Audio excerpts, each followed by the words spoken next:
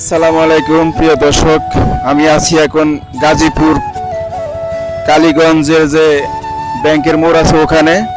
তো ওখান থেকে আমি আজকে আসলাম শীতলক্ষ্যা নদীর পাড়ে। এখানে আজকে আইসা দেখলাম যে পুরো নদীটা কচুরি দিয়ে ভরে গেছে। আর ওই পাশটা হলো আপনার নৌসিন্দি, আমির সিলেট, পাঁচদোনার মোড়, আর হচ্ছে গিয়া আপনার ওই যে উল্টা গাউসিয়া বা দিকে ঢাকার দিকে যে কোনো দিকে যাইতে পারবেন। আর এই যে একটা ভাসমান হাসপাতাল দেখতে পাচ্ছেন, এটা হলো একটা হাসপাতাল। এখানে এমন কোনো রোগী নাই যে চিকিৎসা না হয়। খুবই দেখতে সুন্দর, একদম পানির ভিতরে, দেখতে খুবই ভালো লাগলো। আজকে নয় শুক্রবার, আজকে ওনাদের এটা বন্ধ। শুক্রবার বাদে সব সময় এটা খোলা থাকে। তো দেখে খুবই ভালো লাগলো। আজকে আমরা চলে আসলাম শীতলক্ষ্যা নদীর পাড়ে। আইসা পুরা নদীটা মনে করেন যে আজকে এই কচুরি দিয়ে ভরে গেছে। আর এত কচুরি, আর এই যে যে ট্রলারগুলি আছে এই ট্রলারগুলি আসতে মনে অনেক ওনাদের খবর হয়ে যাচ্ছে। তো এই দেখে আজকে খুবই ভালো লাগলো। আজকে অসাধারণ একটা দৃশ্য।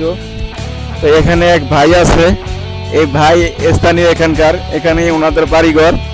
তো ভাইয়ের সাথে একটু কথা বলে দেখি যে এই যে হাসপাতালটা এখানে আসছে, এই হাসপাতাল এখানে কতদিন যাবত ধরে আছে? হাসপাতালটা ভাই ওই 4-5 দিন যাবত এখানে আসছে আর কি। 6 মাস থাকবে। সব ধরনের রুগী দেখা হয়, হাত ভাঙা আরো 6 মাস থাকবে। হ্যাঁ হ্যাঁ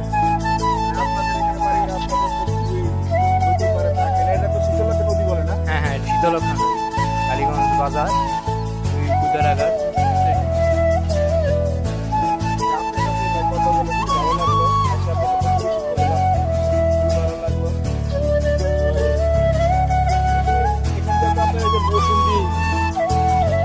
নৌসিন্দি, তারপরে গিয়ে আপনার ওই যে এই ভুলতা, গাউসিয়া সব দিক দিয়ে যাওয়া যায় না, শুধু নদীটা পার হইলে হয়েছে।